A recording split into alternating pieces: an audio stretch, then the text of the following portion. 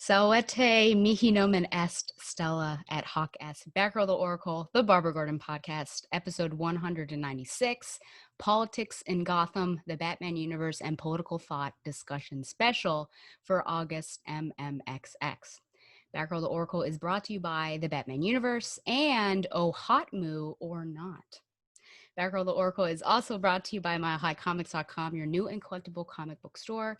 Mile High Comics has an inventory of over 5 million comics from the gold, silver, bronze, and modern age, and over 100,000 trade paperbacks. If you're not into the vintage stock, Mile High Comics also has a subscription service called the New Issue Comics Express, offering a discounted price for comics ready to hit the shelves. So if you're looking for vintage back issues or a great modern subscription service, be sure to check out MileHighComics.com. Well, here on the screen with me, take a drink because I laughed before 5 minutes. This little nerdy guy is, what? You kind of look like a little nerd. Well, you're the one who started the podcast with Latin. Well, that's true. Had it been German, I may be a little on board, but can you give me a translation? That just basically said, hello, I am your host. Well, I said, my name is Stella. So there we are. But this guy who's already come at me, he's one of my nemeses from the school that I used to work at now. And we're kind of friends. We're working our way into it. It is, some people like to call him Heath Bar. Other people like to call him Sam Heath. Welcome to the show. Thank you. Thank you. Much appreciated. I would love to meet those other people that call me Heath Bar. It's mainly students, actually. Oh, really? Oh, you're serious? Okay. Well, I'm in my years there, I missed that. Okay. I think they're not as brave as where I will call people like Father Jerkins to his face, or Heath Bar. So I think they're just like, hey, let's call him Heath Bar, and they just don't do it to your face. Now I know. Yes. So this has been actually a little while in the making that we're going to be doing a discussion on this book. It's backwards, unfortunately. Yeah. So what happened was I actually got this a year ago. So shame on me. I was getting a review copy and I was supposed to review it way long ago. And I accidentally got 2. And so I wrote back to the guy and said, hey, you gave me another one by accident because I didn't want to steal. And he said, just give it to somebody. And I thought, And so I thought, Sam, that would be great. Let's read these and have a discussion, a podcast. And I think that was in the fall or something way long ago. And so now we are finally doing it. Here we are, blessing in disguise, the double book. Absolutely. I call him my nemesis. I have several nemeses. So you are the first one that's actually been on my show. Here's one reason why he's my nemesis. He gave this to me as a goodbye gift when I left school. My favorite villain. What's sick about this, people, is that it was a blind bag. and he said, I know what's in there. I said, you couldn't possibly. He said, no. I stood in the shop and I felt around because I knew what I needed in order to get you that one. Yes, my daughter and I felt no less than 30 to 50 bags to make sure we got the one that was appropriate for our dynamic. Yeah. As listeners know, because I just went on a rant a couple of days ago, you know how much I hate the Joker. So, of course, this guy has to give it to me. And our mutual friend, Cindy, she was saying, did you even try to befriend this guy? I said, absolutely not. Why would I ever want to be Sam's friend? You got to start off with nemesis first and then build up, hopefully. Well, no one made you put the Joker together. Remember, the pieces were all apart. So that says something about your psyche. I guess that's true. Yeah. I did want to talk to you a little bit about your comic histories, just because it is the first time that you've been on this show. When I was telling my mom, actually, like, oh, I'm going to do this show with this guy I used to work with, she said, what are his qualifications? Wow. And I said, and here's my first insult of the night. Well, that's a good question. I guess he's a man, so he thinks he's always qualified for everything. Gender assumptions. Here we go. But no, I mean, what is your comic history, or how much have you dabbled in comics? It all began as a wee lad with Bazooka Joe Bubblegum, and I would read the comics. Really, that was my first exposure to comics. So, like, we would get the gum and we would get just bags of it when we would go to the lake. And I always loved getting those comics. It was wrapped up in there, and they were just like 1 or 2 or 3 panel comics about Bazooka Joe. And I would keep them. And over the years, I had like dozens and dozens and maybe hundreds of them. I don't know where they went, but it was that little wax paper. And so I always was interested in those, and I always liked the stories. They were direct, they were simple. And then decades later, I feel like the first time that I really engaged comics, other than Bazooka Joe, I jumped from that to reading Watchmen. And somebody, it wasn't you, because I know you've got some feelings about Watchmen, but somebody had suggested that to me, and it showed me what a graphic novel could be. And it wasn't Bazooka Joe. Those were so different.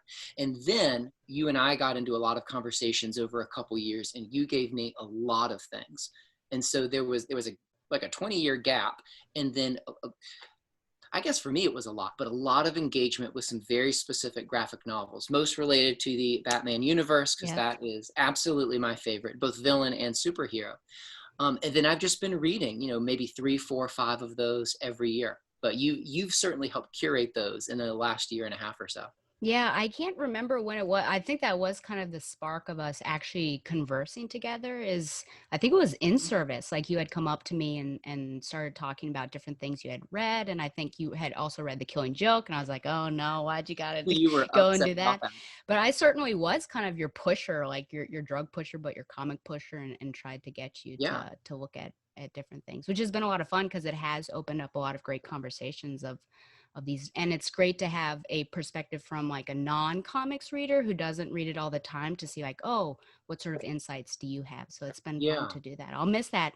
It'll actually be Oh, one of the I things know. I'll miss. We can keep it going. Yeah, for Well, sure. the obsession with stories, to quote my qualifications, I think helps a lot. I mean, growing up, with my dad, we saw movies together all the time. And with my mom, she was always getting me books, both buying them and from the library. And so I was inundated from forever with stories.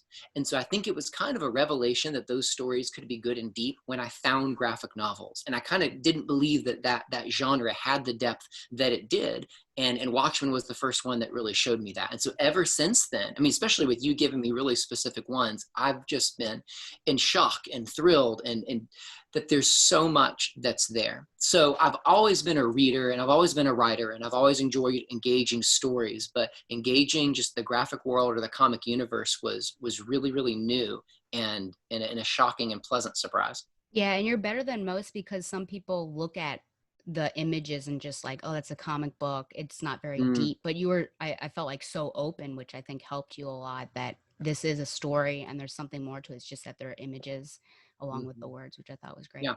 Well, it does Um, things that other kinds of art can't do. yeah, And for that's sure. something I can't articulate as much, but it's able to do it. In a sense, it does almost everything that a movie does. It just, there's no sound or movement, but there's Yeah. still so much more that's there than just text on a page. Yeah. And you picked a good one to transition with Watchmen because it's so wordy Mm, that it's almost like a good transition from novels with no pictures to lots of words with some pictures for Watchmen. And then you can kind of break out of that and maybe you'll have some images with no words at all. So, yeah. mhm, mhm. So I taught Latin at the school that we both taught at. What did you teach? Because this is another reason why I thought you would be a good person to talk to, and another reason why you and I have had such great conversations over the past most recent couple years. Mm. So what did you teach, and then what will you be teaching? Because I know that that has It changed did too. change, yeah. So I've always taught, in the 10 years I've taught, I've always had Western civilization. And usually Western civilization one. So from the Sumerians all the way through the Middle Ages. And then the last couple years I've taught a history of Western philosophy and really been engaging that. And so with that, we start with the pre-Socratics and we go all the way through present day with Wendell Berry. And then this coming year, the father that you mentioned earlier decided to move to Florida, hotbed of humidity and health crises. And he is now down there. And so they asked me to switch to teach all of our US history, which amid COVID and the election and the racial unrest is a wild course to be teaching. And I'm scared and excited kind of equally at the same time. So I'll be doing that this year. And I head up our senior thesis program as well. But the big content will be US history. Yeah, I was just conversing with an alumna, and her brother would have had you, and he found out he's not going to, and he was really sad. He was disappointed that Mm. he wasn't going to have you. So, unfortunately, will be missed in that particular position. But And I will miss it too. But I yeah, think that, I kind of asked our superiors, are you sure? Do you really know what this means? Asking me to teach U.S. history, which I've yeah. always taught one random section each year, so it's not entirely new. But they were excited, which made me more motivated, or trusting, I think, Yeah. which made me more motivated. Yeah. Well, we will talk about pedagogy, especially with the scarecrow, because I wonder what you think about that. And I'll mention kind of, yeah. Whew. So I'm thinking about you next year and Oh, what all that will look like. yes. Even more important than your comic history, what is your Barbara Gordon Batgirl history, since you are on my podcast? Yeah, well, my first engagement with her was the Killing Joke, which I know you're going to say, and I would agree, is literally probably the worst way to possibly engage her. And Yeah. I didn't know anything about Batgirl. I didn't know Barbara Gordon. I didn't even know that those were the same people. I had no understanding with that. I read The Killing Joke because Alan Moore did it, and I had just read Watchmen. I think The Killing Joke was my second one. So I learned about her first through that. And I remember when I mentioned it to you, you were appalled and pointed out some of the many issues with that specific graphic novel, and why it was problematic and why it wasn't faithful to some of the patterns in history of Barbara Gordon and who she was. And so then that made me interested to read some of the others. And so she's been featured in some other things that I've read. And then this past year you gave me Batgirl Year One, and that's probably the deepest one that I've read, and I think your favorite, if I It am is not my mistaken. favorite. Yeah, I could not leave without In having good given conscience. that to you. Yeah, for Yeah. sure. Yeah. Yeah. And that was, now going back and reading some of these essays, seeing how that subverted some of the earlier Batgirl tropes is another thing I really want to dig into. So Yeah, for sure. Batgirl Year One was the deepest exposure that I've had to her. Well, it's probably the best one I could give you for sure. Yeah. So thank And you for, unless we're counting Alicia Silverstone yeah, in as Barbara Batman. Wilson. She Oh, doesn't even have Gordon as the last name, though. Yeah. then Though we that will is my definitely favorite not count Batman her. film, even though people say, like, how dare you? That's my favorite. Really? We need Yeah. an entirely separate podcast episode to talk about the films, because I genuinely think I might rate that as my last one. As your last one. Actually, that's funny because I'm going to do, I think, a side project to this, and it's going to be just bringing people on, and we're watching Batman and Robin together and doing a Wow. commentary. But so, like, Wow. I will just watch it repeatedly, and I'll have different guests. So that could be your Wow. next Your show. own Mystery Science Theater 3000. Yeah, because I love Okay. it, and people are like, they pan it, they think it's terrible. I'm like, I think it's great. It's the one where Batman has nipples. Is that right? That is Let me correct. situate it in my mind. Okay. Well, then Yeah. need I say more? Man, failing of this because no one talked about it. And No, they went all Chris Nolan. they sure did, which I'll talk about that for sure. But okay, so I would say that your qualifications are pretty decent Up to with snuff. all of that. So I appreciate that. Now, here's a question to kind of get us warmed up, and then we'll take a little break to do our Find Your Joy segment. But to what extent in your comics and your graphic novels that you read do you want realism and current events to pop into those stories, and perhaps other media representations as well? Mm. Because that's about what we're doing here, right? We're Right. taking Right. comics and we're seeing, well, how does it actually fit with this larger world that we're actually engaged in every day? Hmm. I like it best when it's not Law and Order style, like a ripped from the Sure. headlines kind of thing. I like it when it's not as intentionally obvious. And with a lot of these that we'll talk about, they had to dig to find some of these, and some of these, Mhm. the connections that these authors found might even be a stretch, which is great. It's part of what analysis is. So I like it when it's subtle. I like it when it's so subtle that you're focusing on the content, maybe more than the specific reference to whatever the thing is in the present day. And some of those have been done incredibly well. Yeah. I think there's somewhere a happy median to find for that. Because I think to a certain extent, comics are escapism. I like to have Right. fun when I'm reading them. But at the same time, because our world keeps changing and there are different types of people in there, I want to also see that represented in my stories too. Like, you can't ignore Yeah. what's happening in the outside world. Right. For lots of reasons. The language that I use with my students about this is, you talked about a medium, is I want a story to both shape the culture and I want it to show the culture. Mm-hmm. Like, and it doesn't have to be equal, but I want it to be doing both of those things. Like, I want it to be showing and revealing our culture for what it is and critiquing it and talking about it and exaggerating it and all those things. But I also want it to be shaping people to think in different ways. And if it does either of those too much, then usually it's not done in a classy way. And the hardest but the best story or graphic novel is holds those and switches from one to the other skillfully. But both of those need to be there. Do you feel like what you've read, I know you're a big fan, you really enjoyed Long Halloween, Black um, Mirror. Black Mirror, yeah. Do you Yeah. feel like that hits what you're talking about? Yeah, I think so. I mean, Black Mirror was the one that came to mind first. I mean, Watchmen does that a lot, but it did so much of that in an obvious way, but I also know that was intentional. Yeah. You know, like in La La Land, you know, it was on purpose that they weren't the best singers. That was kind of part of what the point of the movie was saying. So I feel like part of Alan Moore's idea was to make some of these things so obvious that that was almost a commentary on the times themselves. But Yeah. Black Mirror is one that holds those in a very classily together. Yeah, absolutely. Okay, well, before we get into this big discussion, one of these segments, even though this is a special episode, I'll try to keep some of these fun segments in since this is your first time on the show. So, a new segment I brought in with COVID is the Find Your Joy segment, and it's subtitled Shag's Mac and Cheese of Comfort and Joy from my friend Shag. So, what has been giving you joy in these strange times of coronavirus? Mm.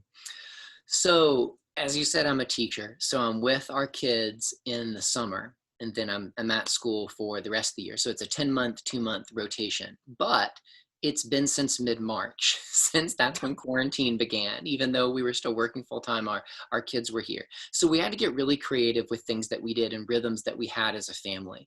And so a couple things really brought us joy. One was we spent so much more time outside than we normally have. Like, we've explored, when the parks were closed, we had to explore a lot of outside without going in the park. So we explored trails and woods and really engaged nature. We expanded our garden. We found toads and foxes and deer, and just we were aware of our land more than we've ever been. Another thing is with our second child, my wife was 8 days late having him, and after like the first day past his due date, we were like, we are going to have a treat every night until he comes. And it was on the 8th night that he came. So it was a lot of really fun, like food treats. Sure. And so in COVID, we did a lot of that too. The kids would go to bed and there would be like some fun drink or something. And it was very small, but it was something to look forward to. And then the other is I think in COVID, it provided a lot more random breaks to be able to really engage kind of whatever the extra thing is that you love. And so I was able to read maybe the same amount as before, but it was at more random times in the day, which I really liked, because I want to read things so fast. It forced me to slow down. Yeah. So those brought us a lot of joy and sustained us to up to now. But I am very much ready to head back into school. At the end of the 10 months, I'm ready for summer. At the end of the 2, I'm ready for the school year. So Yeah, well, I'm it's ready for coming. those work It's days. coming down the pipe for you guys. It is day after tomorrow. I did just rewatch all the Twilight films. Rewatch. So we've seen them. Okay. Of course I've seen them. I Oh. haven't seen them for a while though, but I was a big fan. I loved the books. And I remember going to the theater with my best friend Chelsea, and we laughed, I think, at the time. And so now I wanted to see how much it held up to like my maturity. Okay. And there was still laughing, but it was almost like cringeworthy, like, oh man, what's happening? But it was an enjoyable time. Oh, that's a good one. Okay. Yeah. I Okay. will say though, what I will miss about next year not going back to school is when I invaded your planning period / study halls in the Yes. library. I guess it would be Friendship on time, Blue Days, wouldn't it? as you named it. Yes, friendship time. Yeah, so it's Blue I did Days. not name it that. You named I it. know, it's true, but I feel like To be we clear. became pretty close there. Like I used to just Well, when sit you come next and to sit him. beside me, Yes. and when you ask incredibly provocative and personal and deep questions, then There's not Yes. much else that can happen. Under the guise that I was just coming to read a book. So I brought a book, sat right next to him, even though everywhere else is open. And then, yeah, I would inevitably ask you some sort of controversial question. Then we get into a discussion. So I will miss those for sure. Yes. Yeah. It's a great method. Oh boy. Okay. So now we're going to actually get into it. So we are going to be talking about this book here that I said I got this copy, Politics in Gotham. And I will say that my second insult, so 2 of 3, I'm saving, I know, right Really off the good. bat, they're really close, is that when we were scheduling this, I was very professional, used my professional email, and I threw out a day, telling, what times, etc. And so he emails back and says, what about 10 to 12, hard stop at 12? And I said, okay, well, I get nervous having hard stops with people that there's not PR behind it because just things happen. I just recorded a 6-hour podcast. Thought I was only going to go 3. I'm a little scared. But you're like, no, needs to be needs to be 2 hours. And I'm like, okay, high maintenance, but okay. Then a week later, or I don't know, several days later, you text me, you're like, actually, could we do it later? I feel like we actually need more time. And I said, that's what I was saying all along. I agree. I agree. And as I said in text, 3 kids under 6 years old was Under my 6. rationale for the first. Yeah. And then the depth of what's being said here was my rationale for the change. Yeah. So it definitely was worth a late night chit chat. The change, yeah. So now we have freedom to talk about this. So for all the people on Twitter who make fun of my run times, I guess it'll be my fault, but it's also, he is now Complicit, also, at least. yeah, it's his fault too.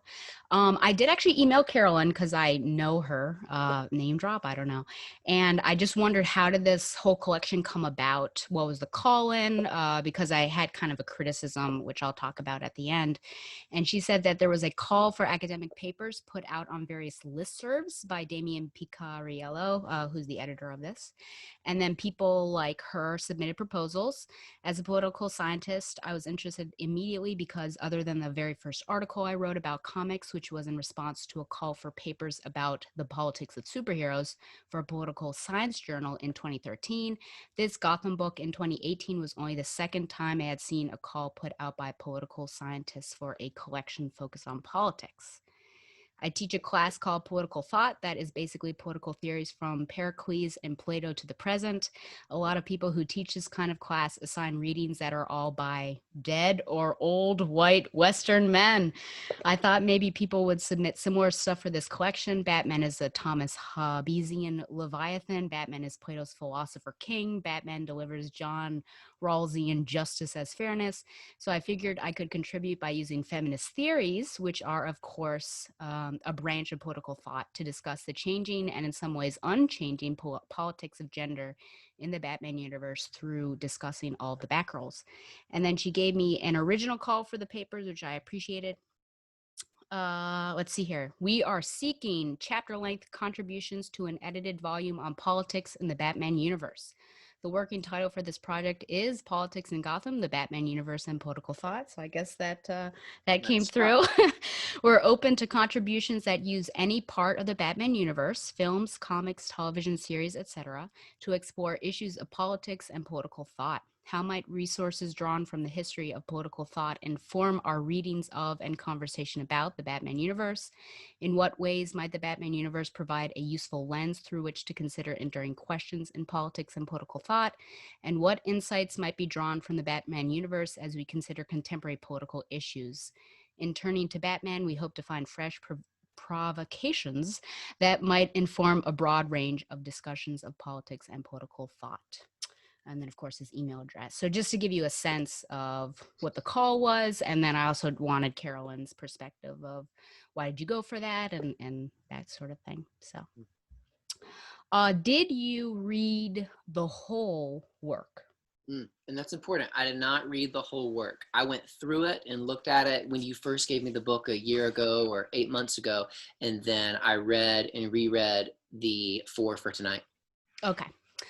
So I did read the whole thing just to give people an idea, not like a shaming tactic. And I gave him 4. There was one I was on the cusp of recommending, but 4 that I thought would spark good conversations between the two of us. So just to give you an idea of what that's going to be. So what we're going to do is I'm going to use Picariello's own words to summarize all of the works or all of the essays, and then we're going to go through the 4 that we chose. So I think that makes sense. So in the video, if I'm looking down a lot, it's because I'm actually reading here, just FYI. Let's see here. Okay. So these are all the essays that are actually covered. Alan I. Bailey begins by discussing the polarized and politically charged reactions to Christopher Nolan's Dark Knight trilogy. Stephen Johnson argues that Nolan's films raise interesting issues for democratic political communities, but ultimately offer unsatisfying answers to these questions. In Picariello's own chapter, he discusses the heroism of sober expectations, where he argues that in not expecting too much from his fellow citizens, Nolan's Batman has a great deal in common with America's founders. And William J. Berger uses Nolan's films to discuss the legitimacy of Batman's actions and points out the unstable ground on which this legitimacy rests. Ian J. Drake and Matthew B. Lloyd discuss Batman in the context of Plato's tripartite division of the human soul and ask about the consequences for the city of Gotham and for Batman himself of a soul governed by spiritedness rather than reason, which I recommend that one. Tony Spanakos puts Batman's actions in the context of Machiavelli's discourses on Livy and suggests that Batman functions in Gotham as a particular kind of Republican prince, taking extraordinary action to correct imbalances in the city, but never seizing political authority in perpetuity. Following on Spanakos' discussion of Machiavelli, we've got Daniel J. Goff using Machiavelli's The Prince to discuss Bruce Wayne's adoption of the bat as his animal trademark, as well as the significance of Batman's brand of theatrics for the city of Gotham. I recommend both of those Machiavelli ones. Mark D. White discusses Batman in the context of Gotham City's criminal justice system and asks about Batman's peculiar relationship to the city's law enforcement and legal institutions. I recommend that one as well, and my subtitle to that chapter was Batman is a Jerk, which I call him that a lot. Donovan doesn't like it. Mohammed Al-Hakim explores Batman's treatment of criminals and tries to establish the Dark Knight's philosophy of punishment. Christina M. Knopf tracks societal fears over time and connects this with representations of the Scarecrow. Salvatore James Russo examines the role of mass media in Gotham City and contrasts this with changing attitudes towards mass media among Americans. And Carolyn Coca tracks changes in 20th century feminism and connects these to changes in the Batgirl character over time. And then the final chapter follows an observation that Jeff Clock makes about Frank Miller's The Dark Knight Returns, that Miller's work is not so much violent as it is more graphic and more realistic about the violence that has always inhabited superhero narratives. And Aidan Diamond, the writer of this essay, extends this insight to Batman versus Superman, Dawn of Justice, which this was a good essay, actually, because people don't like that film, asking us to consider the politics of Batman's violence within and beyond this notably violent film. I always say to people, my Batman brands people, and they get really upset. So, because they don't like that film. So just, we'll talk about this as a whole.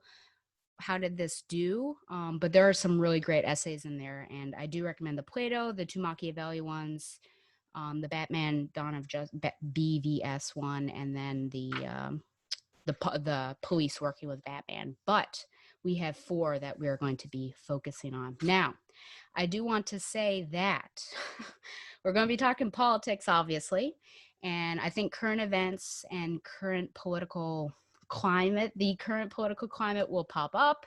I've told this guy that no ad hominem attacks. But, to quote my good friend Donovan, Sam is a grown-ass man, so he can say whatever he wants to say, but the viewpoints and opinions of Sam do not reflect the stance of Batgirl the Oracle. Remember that remember that the only thing you can count on from me is that there are 2 things I can't stand in this world: people who are intolerant of other people's cultures and the Dutch. So those are the only two things that it's a quote. It's a joke. I was like, not theirs. Um, I thought we Yes. were avoiding the swears, Stella, but Also, this word that was I told you I was going to use one swear. There it was. then do I get one free card too? It depends on what it is. Okay, we'll see. We'll see. Okay. And I also want to trigger warning. I warned people before though that I will out you as a Christian. We worked at a Christian institution, so it's not too much of a stretch of imagination. So I think religion will pop up inevitably. I mean, I certainly have a question about it in the fake news article as well. So Mhm. I think, yeah. So just be aware that we are going to talk some politics and stuff, but we're not going to be Yeah. like doing some stuff for 2020, whatever that is. I think we won't go crazy. Let's just say that. Don't be pushing your liberal agendas on people. Oh, okay. Here we go. Are you ready to begin? I'm ready. Okay, so our first essay that we're going to delve in is actually by the editor. So I didn't do that purposefully, but actually I just really liked this one, but I've got some questions. I think it's a hard one to also wrestle with. So this is The Heroism of Sober Expectations by Damien K. Picariello. Sam, would you be able to give us a brief summary of his thesis? What's this guy saying? So he's talking about how Gotham and Batman reflect something that is very similar with our founders in America and our country as a whole. So he quotes James Madison, and says, "What is government itself but the greatest of all reflections of human nature?" And so he's arguing that the view that the American founders took of human nature, which was that, to use his phrase, it was a mixed bag, like it's this mix of good and evil, that the documents like the Declaration of Independence and the Constitution had a sober view of humanity, and yet they still thought it was worthwhile to do this American project. He says, the author, that that is really analogous to what we see within the Batman universe, and specifically with Batman. He does not expect Gotham and its people to be perfect. He expects them to be people, and yet he still sees them as worth serving. So he has a sober expectation of Gotham and its people, as the founders had a sober expectation of our country. Right. Okay, so this was really interesting. I'm glad you brought up that quote because I actually had that marked as well. So now we're all done with that. But it's sort of this idea of everyone just needs to do better, like that's all that can be expected. And so my initial thought, and I should say with some of these essays will absolutely be in the world of Batman, but pulling out of that as well for humanity, and I might have sidetrack that I feel like connect to these essays, but go elsewhere. But whose standard of better, and is it constant? Like, do you try to do better, and then once you reach this level you keep trying to do better, you just try to that's kind of where I am with this one, of like, do better, whose standard, and how do we know that we've met it? Do we ever stop? Do we keep going, both in the world of Batman as well as outside that world? So what are your thoughts on that? Well, either Picariello doesn't know, or he doesn't necessarily want to say. And I say that because I'm looking at, like, on page 49, when he's talking about Ra's al Ghul, he talks about a standard of, and he's quoting, true justice, which is a quote from Ra's al Ghul. And so there's this assumption that they know what true justice is. And it's absolutely similar with the founders too. They speak of these lofty ideals as if there's just an understanding of what those things are. I mean, if we're looking at the founders, like within the Enlightenment, there was an understanding of what certain things meant. And so when they said life, liberty, and the pursuit of happiness, when they talked about pursuing a more perfect union, that people knew generally what that meant. Like, there were the tools to define it. But what was interesting is not all of those tools, I don't think, were necessarily objective things. I mean, because that's what makes the Enlightenment, that you can, if you say something enough and you say it smartly, then that becomes what's true. A lot of the language the founders used was in reference to scripture, but you press on them and you press on their beliefs, and they're not Orthodox Christians at all. So they're appealing to something that's above humanity without an actual objective base beyond just an agreement that they have within this world of what those things are. I wonder if that's true when they talk about true justice, like within the Batman world, if there's this understanding of what it is. But then I'm not sure, because the author talks about different kinds of justice that are there. They talk about in Batman Begins, the conversation that they have within the car of Batman's view of justice and her name, his childhood friend, Rachel. Rachel, Yeah. and they talk about opposing views of justice. So for hers, it was more flexible. For Batman, at least at that point, or for Bruce Wayne, the young Bruce Wayne, it was more rigid. And so I'd like to think about that too. Are there not just, are they stating that there's true justice, but are there actually different kinds of justice? Because it seems like within the Batman universe that there's perfect justice or rigid justice, but then there's something that's more fluid. And I wonder if that's true. Yeah, which then that would mean that people have their own idea of it. And so my idea of what I could be doing to do better could be different from yours as well. So yeah, it does get into, it's more subjective potentially. Right. Right. Because he even says on page 43, the start of the last paragraph, he says, one sort of justice, which means that there is another sort of justice. Bruce seeks something that's perfect, symmetrical, without compromise. She, Rachel Dawes, believes in something that is imperfect and laden with compromises and sacrifices, which to his point is eventually where Batman gets, but he still has this sense of justice that's pushing him. And Right. Ra's al Ghul kind of represents the most extreme version of what that is. Absolutely, yeah. And then I think it's also this one too that with the compromises, you know, with the Dark Knight, where Batman and Jim, they decide that for the good of Gotham, they have to perpetuate this lie, which, you know, you'd think lie, that's a negative thing. That's not, but is it, you know, for the sake of the good of everything? Yeah. And Officer Robin just chastises Gordon for that. You know, they're in the hideout apartment, and I don't remember the line, but it was something like, "Your hands look plenty bloody to me." It's a total like judgment, and Yeah. I wonder is that more of the objective view of the Batman universe, or is that just his youthful naivete that he can't conceive of justice looking more than just one way? Is that like an early version of Batman? Later on, Robin will become a little more, he'll have more sober expectations. Yeah. Yeah. Robin, in general, always I felt like was more optimistic, and looked at the bright side of it. Even when Dick Grayson became Nightwing, and even when he became a Batman for a short time, I feel like he kept that optimism inside of him. I don't know if it's a Bruce Wayne situation. And even if you compare them, which you shouldn't really compare traumas, but they both lost their parents just in different ways. Yeah, so I don't know if it's somehow Batman, Bruce Wayne's worldview is potentially different from someone else's, and that's how his idea of justice is different from other people's. Mm-hmm. Well, to affirm then Picariello and some of what he's saying, I mean, he doesn't quote this, at least I don't think so, but the Constitution talking about pursuing a more perfect union. I mean, the idea is there's this ever push towards something that may or may not be achievable. Like Ra's al Ghul would say it's achievable, and we'll kill and we'll destroy civilizations to get there. And Batman, it seems, would say it's not worth killing and destroying cities and civilizations to get there, as long as we're moving ever towards this thing. And that very much is an American idea, this inevitable progress. And Batman seems to believe in that. Now, one biblical idea that really struck me was on at the bottom of 40 and top of 41, where again he's quoting Madison: "What is government itself but the greatest of all reflections of human nature?" But then he says, Madison, "If men were angels, no government would be necessary." And I've thought a lot about that, because in a sense, biblically, that's not quite true.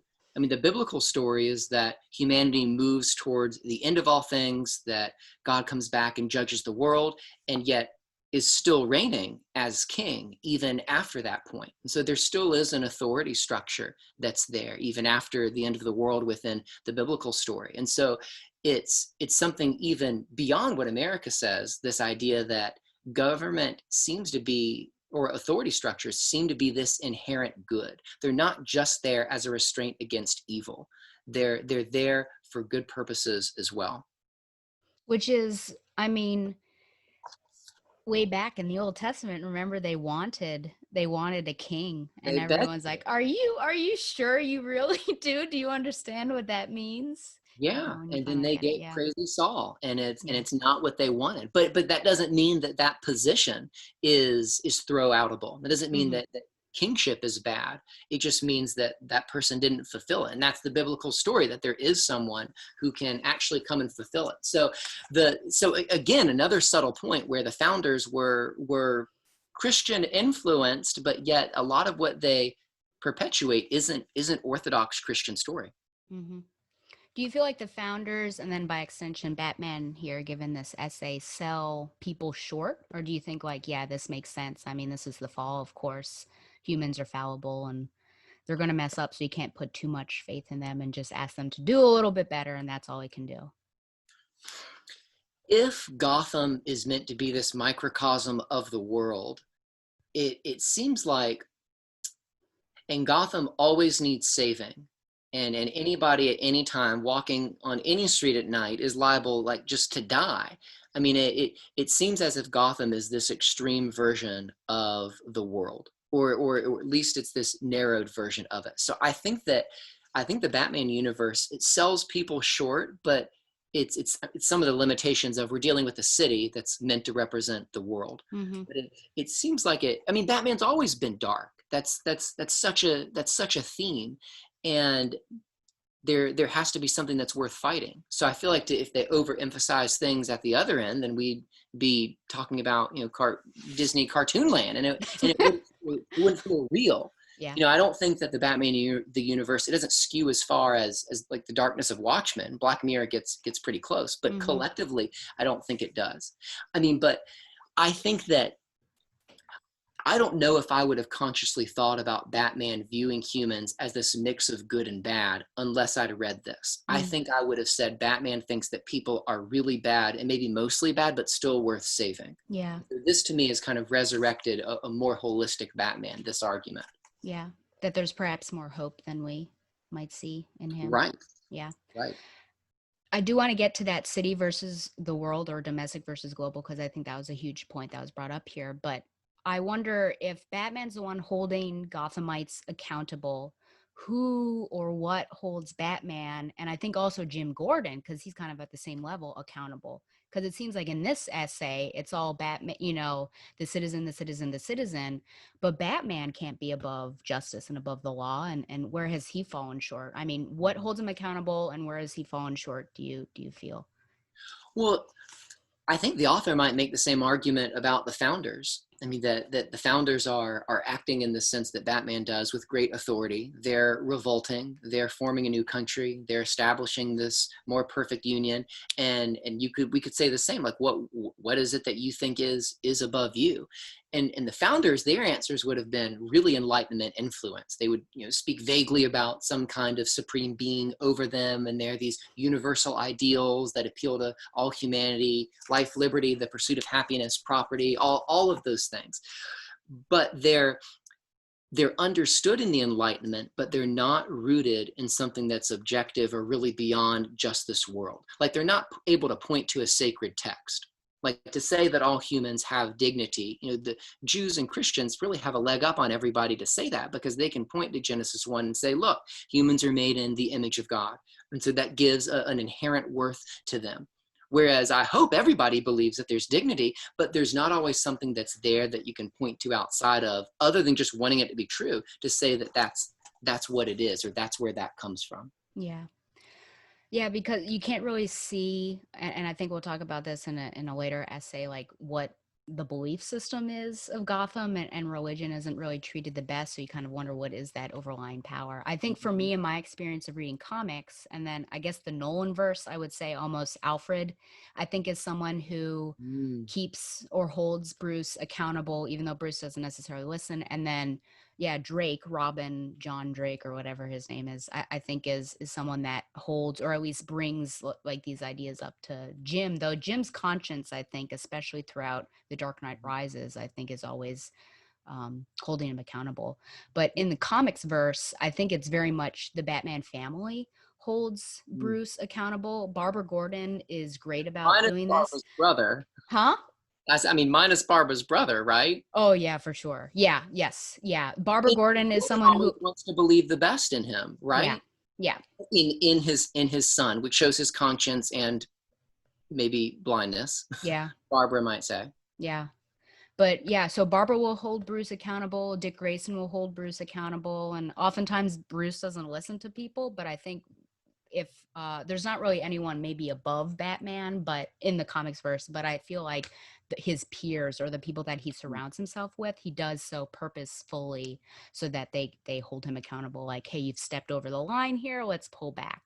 So that's what I feel like. How much outside of the Nolan verse does Alfred function as a check against Batman? Like It's a big one. Yeah, I'm actually in my I know current. he's sassy in the ones I've read, but Sure. I don't know if more than that.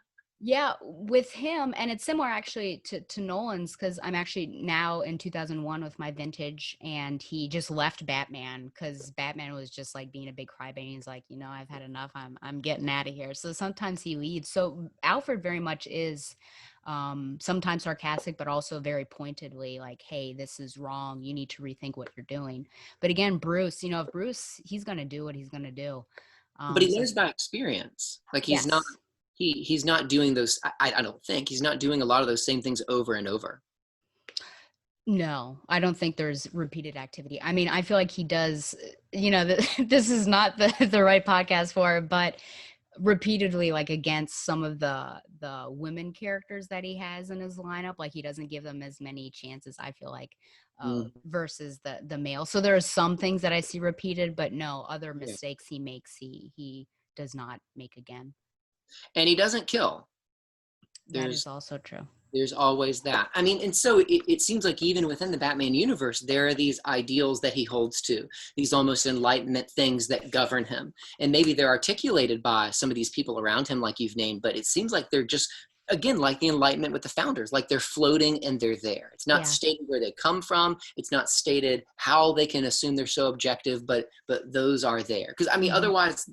otherwise, how do you live? Mm-hmm. I mean, I wrote at the bottom of one of these pages that some of what's coming up in this chapter is that dynamic between act utilitarianism and rule utilitarianism of how Batman behaves. I mean, act utilitarianism is primarily concerned about the outcome of something. And rule utilitarianism is I'm going to do something that's good for the world because this is the rule, and I'm going to do it that way every time, regardless of what happens. And I think Batman starts a lot of his career, to Picariello's point, starts it as a rule utilitarian person and then moves into act where he's focusing on the outcome. Because there's lots of things that Batman does that he should not do, but almost never are those things done without, in his mind at least, a good reason. Mm-hmm. The same with the founders. I mean, they killed, they revolted, they overthrew a country, but they felt they did it with good reason. Yeah. Yep. Which I think goes to the point that sometimes Batman does do things that if you just look at that at a point, it's like, that's a little shady. He shouldn't have done that. But what are his motives and how will it end up? Like in The Dark Knight, where they lie, which seems very shady, but why were they lying? Because they felt like people Yeah. finding out Harvey Dent turned out to be a terrible person would have led to the downfall of Gotham, and it had gone so far and people held him up as this white knight. So yeah. Can we look at on 44? Sure. He talks a lot about Aristotle and his view of prudence. Oh, I loved this part. I think we'll get into even more philosophy when we get to the Scarecrow chapter, but there's certainly some stuff to say here. One, I would love to hear why he wanted to dwell on Aristotle's view of prudence rather than Plato's view, because Plato's got a lot to say about prudence or wisdom too. But he gives some good quotes, and he's talking about how prudence, quoting him, prudence is responsive to context. And again, that veers towards the act utilitarianism thing. If I'm going to do this thing for an outcome, and I've got lots of situations that are going to change what that action might be, it can't be the same every time. I mean, Plato would call this wisdom. And in his society at the top, he gives that as his greatest quality to the guardians, to the rulers, to the philosopher kings. And he organizes his society as a rule by the wisest. And Plato talks about wisdom for him is knowledge of what is good for the whole. And if we're talking, and I love this, if we're talking about what is good for the whole, you have to have some authority who states what that is. And to your point, in the Batman world, it's largely Batman who does that. he's unchecked, you know, beyond some friends coming in and saying, hey, think about this. He's the one stating what these things are. And so it's Yeah. his prudence, it's his wisdom that wins the day. But again, a biblical parallel of this is, I think a really misread book of the Old Testament is the book of Proverbs. I mean, you could pull out any two Proverbs and they might seem to contradict each other. And so either they do, and we should throw out the Bible, or but what seems to be going on is the book of Proverbs is about real life. It's not saying these are 10 commandments that you should follow always and forever and in perpetuity. But it's saying that there are situations where wisdom looks differently in different situations for different people. Now, that's not saying that truth is relative. It's like far from it. It's saying that truth is so cool and wisdom is so deep that it might manifest itself differently in different situations. And so I hear Plato saying that. I hear Aristotle saying that. I hear Batman saying that, though I think Batman sometimes might abuse that for his own agenda at times. Yeah. Yes, that is why I don't like out of context Bible quotes, because you need like that full context to understand, well, what is this one line that you're pulling out, and what is it actually saying in context with everything? Right. Do you feel like, because there was another essay, and I think even one of the first ones or something, I don't want Batman to be as president, was from our editor as well. Could he be a leader of Gotham, or does he always have to sort of stand behind the scenes and not? Because I'm thinking about Plato and that virtues of the state, and which of those groups would he be a part of? Would he actually be kind of the guardian, not the guardian, the soldier type, right? Would that be more in line with Batman? And I think that's one of the Machiavelli essays too, pointed to that that's not his role, the leadership. It's being one of the soldiers and on the ground. I'd say it depends on which world we're talking about. Are we talking about Batman being president within the Batman world, or are we talking about Batman being president within our world?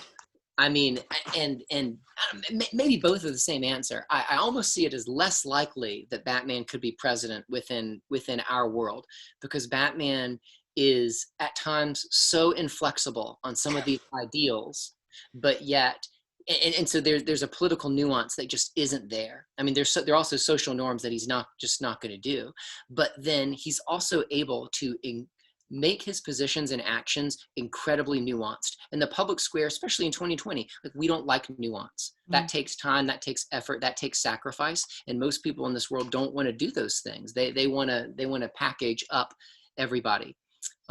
Which one was it? Was it Frank Miller's, where they feature the president so much on the TV and had a storyline almost of what the president was saying? I think you might be right. Yeah, The Dark Knight Returns.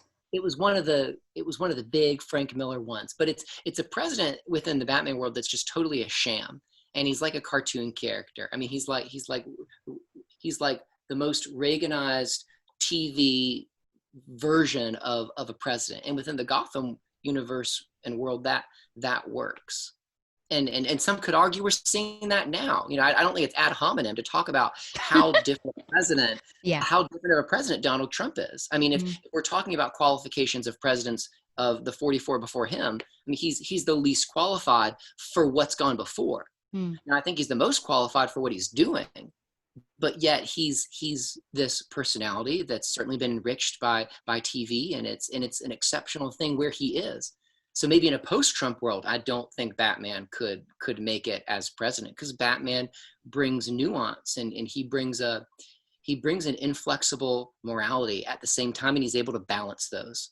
Like show me a president that's done that, right? Yeah. Yep. But would I vote for him on the ticket? Oh yeah. Oh, yeah. Absolutely. He wouldn't make it through the primaries, but I'd love to see him on there.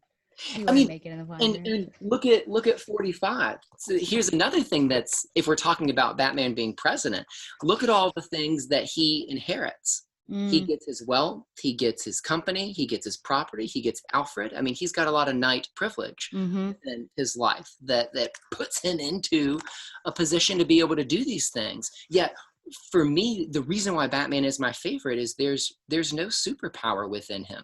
And yes, he's handed a lot of these things that he inherits, but he does something with them.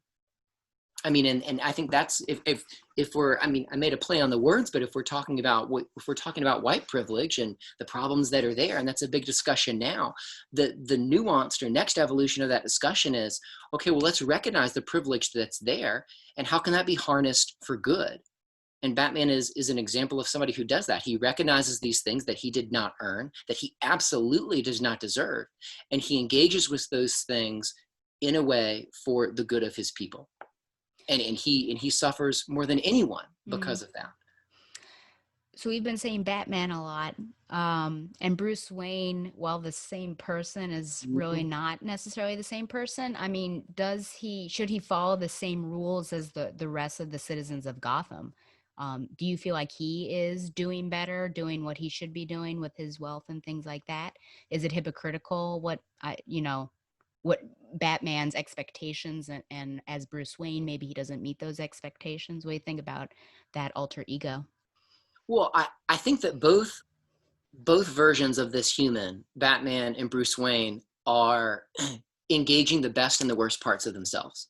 I mean, Bruce Wayne, you know, and it's part of it's just show. You know, he's this playboy, and he parties, and he engages that perception and plays it up. But yet he also is like the world's greatest philanthropist, and Bill Gates on drugs, and you know, he's giving tons of money to the world, and it's doing great things. And so in a sense, you see him, Bruce Wayne, doing kind of the best and the worst. Batman does a lot of that too.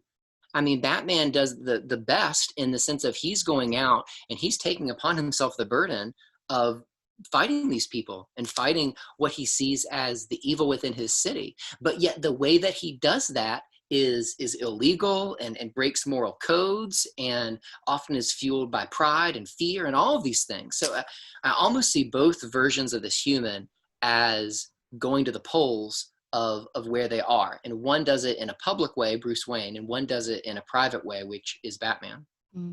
Like, that's a nuanced character. Again, why he's my favorite. Like, there's such a depth that's here. We get like 4 people in one. Yeah. To such an extent, people, that I gave him, I think, Superman for All Seasons, and he refused to read it. I couldn't handle it. Refused. He gave it back to me. I think you gave it to me twice, and it got returned to you twice. I didn't remember giving the first time, but clearly I really wanted to read it. Yeah. So I've got a question about domestic versus global, or what my notes say, and I've got 2 quotes. One's on 42, and I think the other one's on 54. Let's see here. Batman doesn't want to save the world. He wants to prudently, there it is again, improve his corner of it, taking account of the limits imposed by human nature that make Gotham City, to say nothing of the world, both beyond saving and not in need of saving. And then 54, I think he restates right before, a portion of virtue and honor, says, and Gotham remains safe from those who would destroy the city in the name of saving the world. So he ends up, at least with Dark Knight Rises, saving the world. I guess I didn't have a real question formulated here, but do you think that should be his sole responsibility, just focus on Gotham City? Or do you think because he is this hero, he should have a wider viewpoint as well, and he should be working for Gotham City, but the world as a whole? So here's where I'll need you to help me. I mean, part of it, I think, might be the limitation of what's going on. I mean, Gotham City is so much meant to be this representation of something bigger than itself. You know, it's New York, it's America, it's the world, it's humanity. You know, it's all of those things at the same time. So I don't know how much the Batman universe could sustain Batman or Bruce Wayne going far beyond Gotham. I mean, that feels like it would break some of the rules of the universe, and would require a lot of things to be shifted. So I don't even know if that would be possible. But more than that, again, I don't know if it's even necessary. I mean, Gotham is a layered and dark and a glorious enough place to be able to show all of these things. I mean, the biggest limitation of Gotham is that it's a city, that it's urban. So you miss the suburban, you miss the rural aspect of the world. So we're not seeing that, but at least with urban, we are seeing where the majority of humanity lives. Mm-hmm. So like, could the Batman world sustain Batman and Bruce Wayne going, Going elsewhere. going out? Yeah. So I'm thinking, I guess, of two things in the comic world. He has been a part of the Justice League several times. And so that could either be, more global or just, of America. And Mm-hmm. then he did, with Grant Morrison, have Batman Incorporated, where he was in charge and he'd have different Batman-like characters in different parts of the world. So it wasn't necessarily him, but he had a team there, so he was able to branch out. Just because I think of him as this hero, I feel like he should be responsible for a more global protection. Mm-hmm. But I also feel like it goes directly to this essay that we should have reasonable expectations for him, and perhaps his do better for the world is just his corner of it, which is Gotham City, Which hopefully potentially. in turn could influence the world. I Yeah. mean, again, if Gotham is a lot like New York City, so goes New York City, so goes the world in some respects. Mm-hmm. So, yeah. So perhaps I was having too high of expectations for Batman.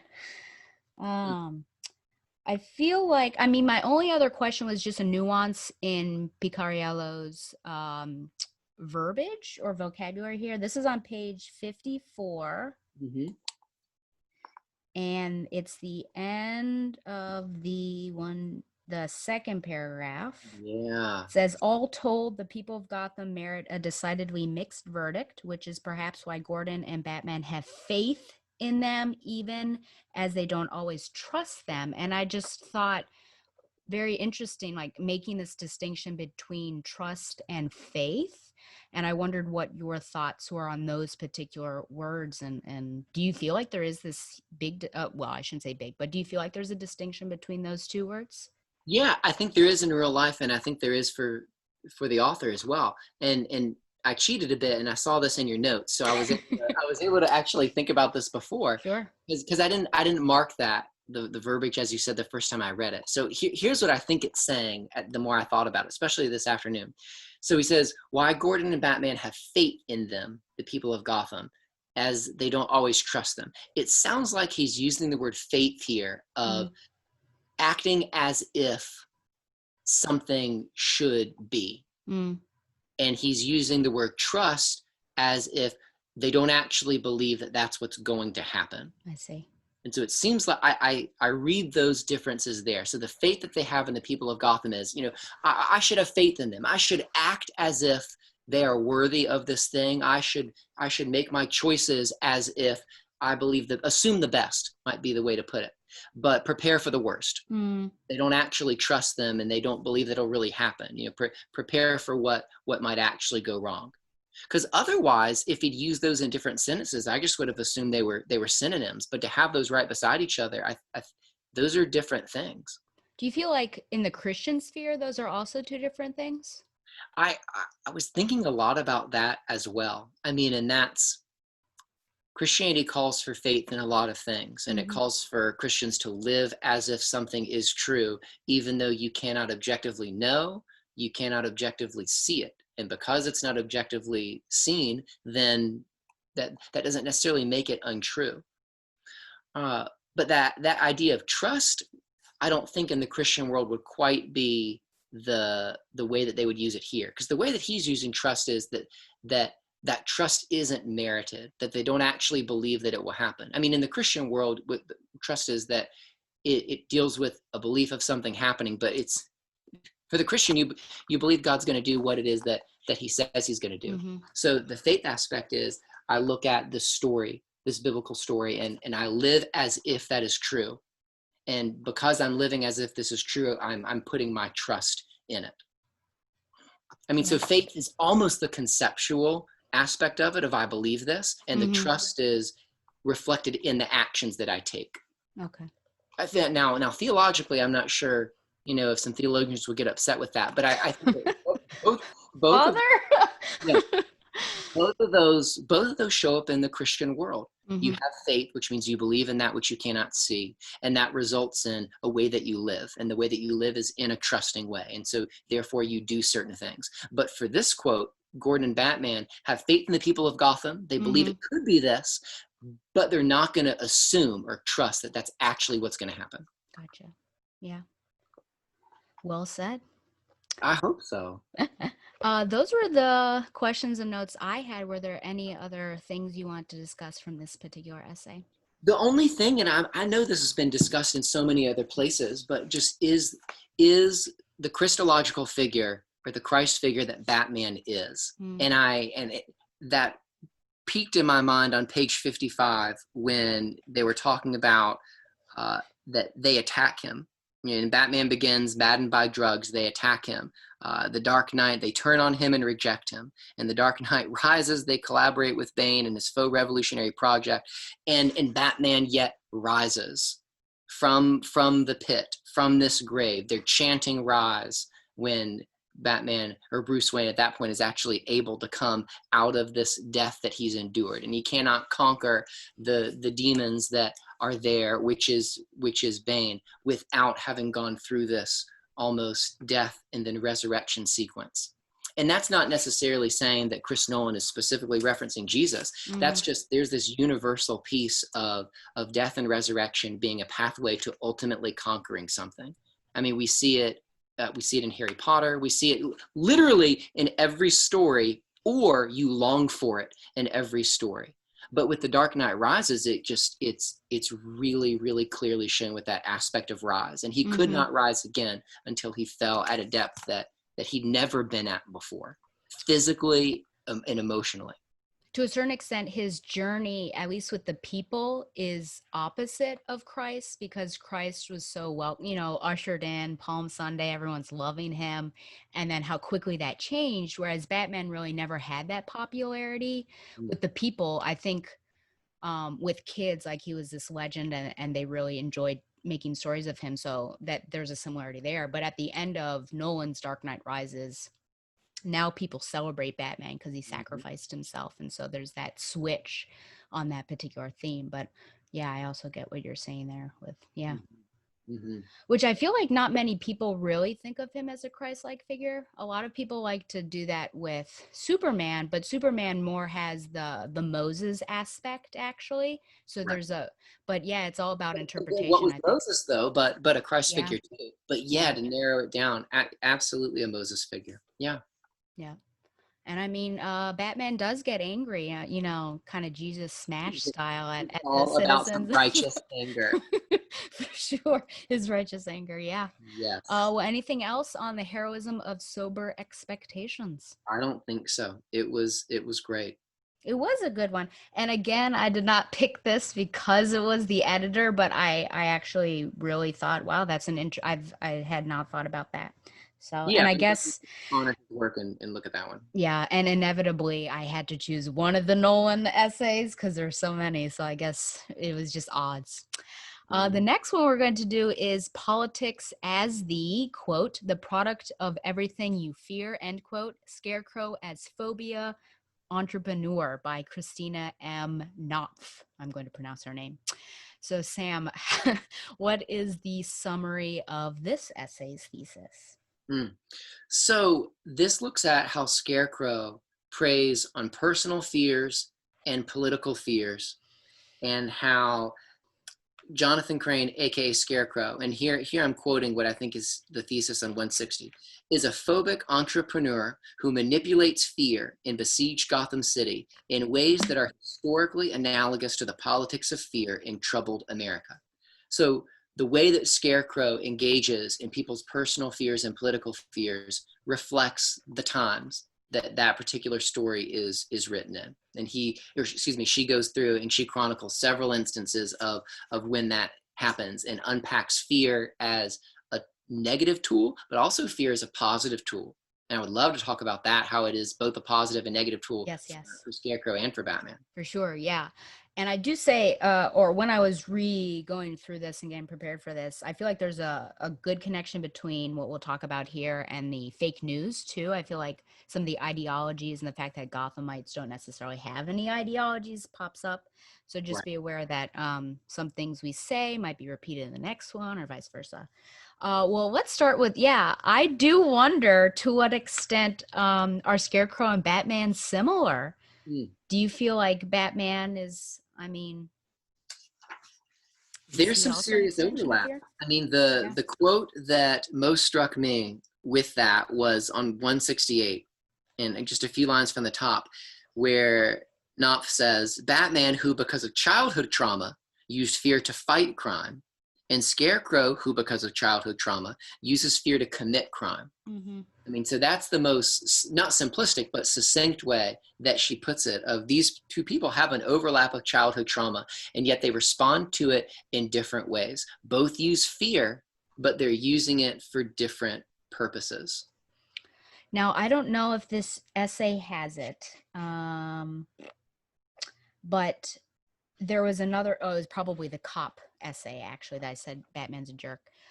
Batman uses fear as a tactic also to wrestle information from perps. Like he'll throw them, and you've seen the Nolan film, so you know that he, at least probably once in every film, he threw someone off of a height in order to get some sort of information. I mean, is that using fear as a criminal tactic? Could you say that that's Sure. Well, I mean, Sherlock Holmes always said he would be like the world's best thief if he wanted to use his power for evil. But then you see Sherlock Holmes breaking the law all over the place, but for the greater good. I mean, so there's a big pattern of a hero using something illegal or something slightly immoral, like a tactic of fear, in order to achieve something that's greater. mm, And again, it's almost the act utilitarianism thing. I mean, Batman focuses so much on the outcome, not to where it gets out of control, but mm-hmm. the outcome to him seems to weigh more than the actual method, the method of the moral, or the morality of the method itself. Yeah. Okay. So as long as he's saving someone, it's okay that he's gonna throw them off of a I'm roof. not saying it's okay. But he can go to sleep at night, or he can go to sleep in the day, and Oh, knowing that at least he's met that rule and he's okay with it. okay. We should get our chaplain to add to the 20-page application of like, what do you think about this situation? And then have them write something of like, would you Just as throw someone off of a building if it meant that you could save a city from a bomb? yeah, yeah. Oh boy. Let's see. Okay, so let's get into this. Yeah, so fear, I feel like presented in here mostly is a negative thing, but do you feel like it's always a negative attribute, or it should always have this negative connotation? Yeah, I don't think it always is. And I don't think you think it either, because we've talked a little bit about this, especially when we talk about Plato. Mm-hmm. I mean, Plato's definition of courage is fearing the right things. Right. And it's not what George Clooney says in Three Kings in that awesome scene where he's like, you know what courage is? It's you do the thing that you're really afraid of and you get the courage after. And that's not it. Or that's not at least what Plato would say. Plato would say, Mm-hmm. no, you're afraid the whole time, before, during, and after, but you're fearing that which you should. Because there are things that you should fear. And biblically, this matches up too. The Bible talks about fearing God as this ultimate judge and sovereign king that has power over all things. And some people, I think, try to tone that down by saying, oh, it's a respect of God. And we should have that too. But no, it really seems like there's a fear that's there. I mean, for a Christian, there is nothing to fear. You know, Christ protects you from all things, but yet at the same time, you worship somebody who made the world and also can destroy it, and who has promised to destroy it and to Yeah. save the remnant, and all those things. Those are scary things that you're dealing with. So, Mm-hmm. so just because fear is involved doesn't mean that something is wrong, immoral, or sinful. And Plato, you know, pagan of pagans, believes that too, fearing the right things. Mm-hmm. I mean, in his society, we said this a little before, he puts the guardians at the top. He puts the soldiers on one side and he puts the tradespeople over here. And the moral that he associates with the soldiers, which you talked about, Batman could also fit in that aspect of society. The moral that he puts with them, or the virtue that he puts with them, is that of courage. Mm-hmm. And how much do we think of a modern day soldier being someone who's fearless, which for Plato, that's not what it is. It's somebody who's fearful, but fearful in the right way. Yeah. Of that which that person should fear. Yeah, which is certainly counterintuitive to a certain extent, but I think it is a necessary component of courage, and also understanding, like, how do I engage with this thing that I'm fearful of now in this situation. Mm-hmm. I also feel like, I'm going to make another Last of Us Part 2 reference, which will annoy people potentially, but you won't care because you've not listened to any of that.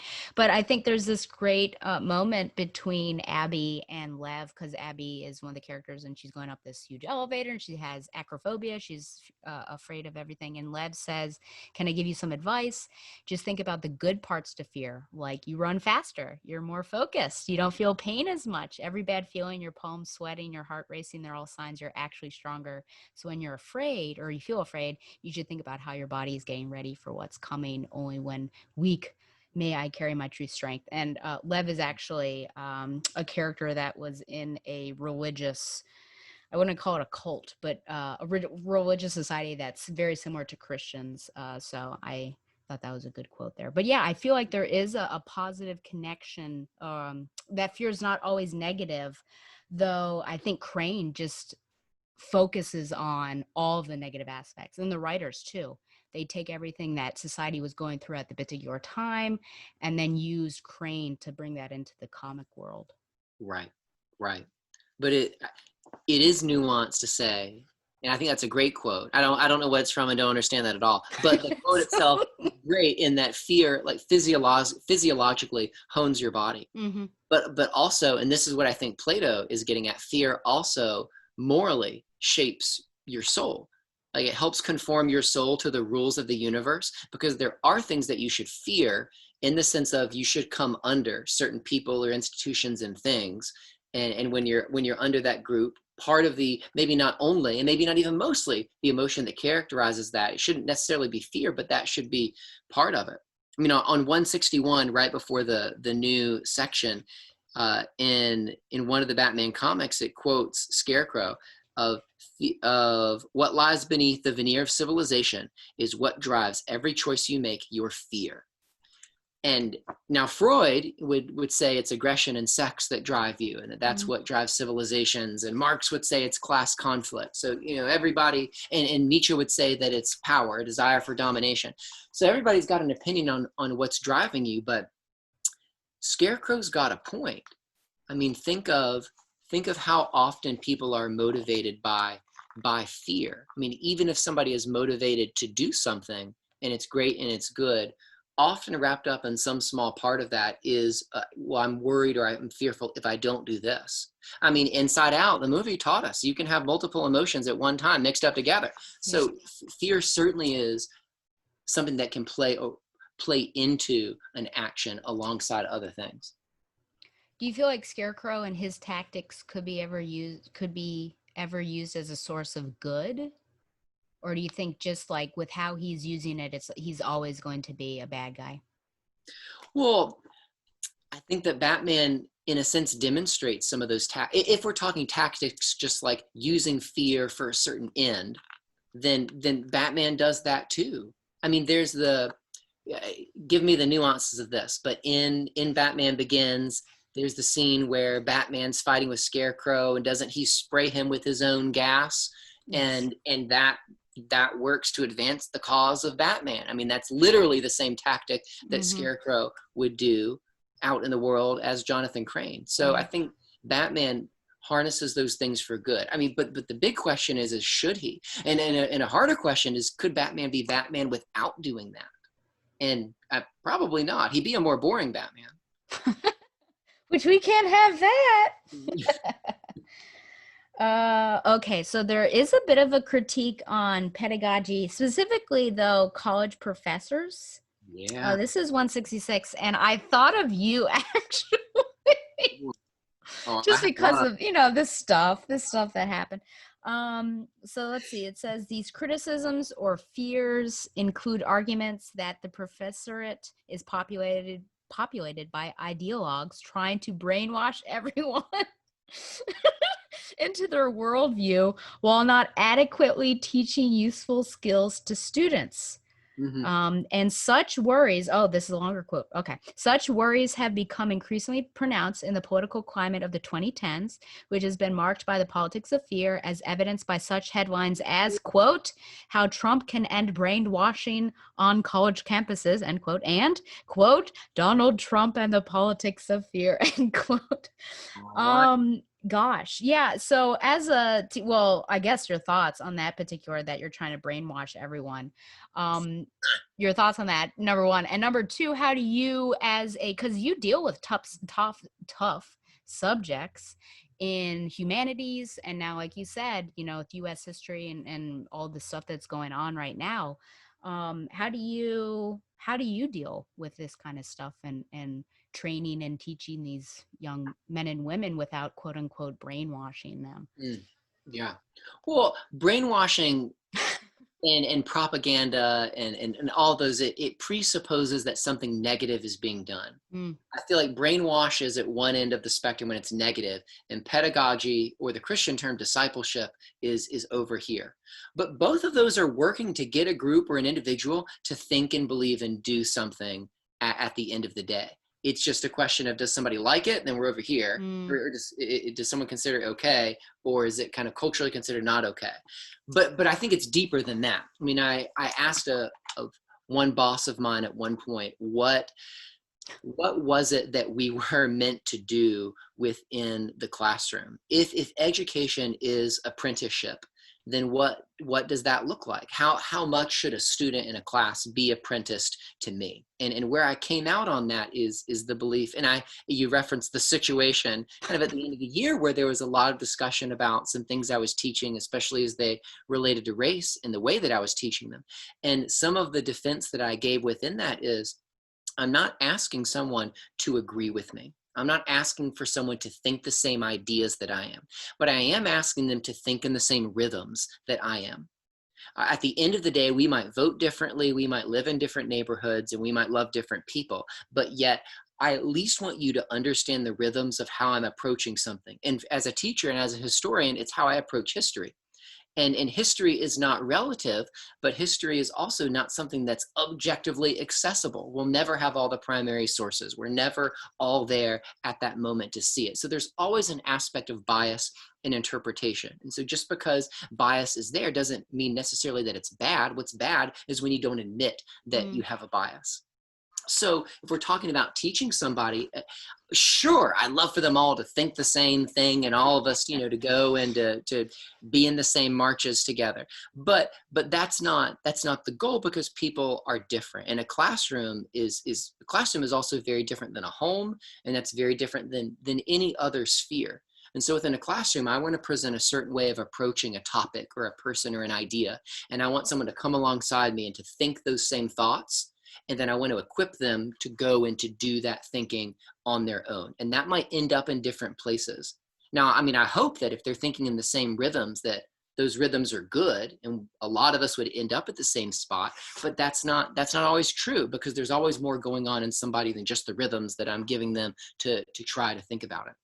I mean, to quote Father Jerkins and his favorite historian, which was John Lukács, and a book that Lukács wrote called A Student's Guide to the Study of History. Lukács said in that history is never definitive.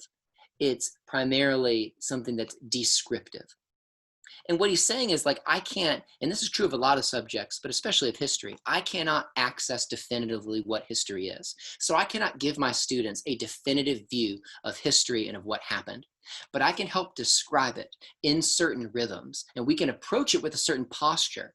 And that posture is that we should always come under it first before moving to critique. We should always look at the pieces of culture as shaping and showing. Like, they're rules that help us live well within that. So if we're talking about what's happening here, and what Crane in a sense is critiquing, I love that they talk about what was the how they described what Crane, that he's fighting his connection between fright and finance.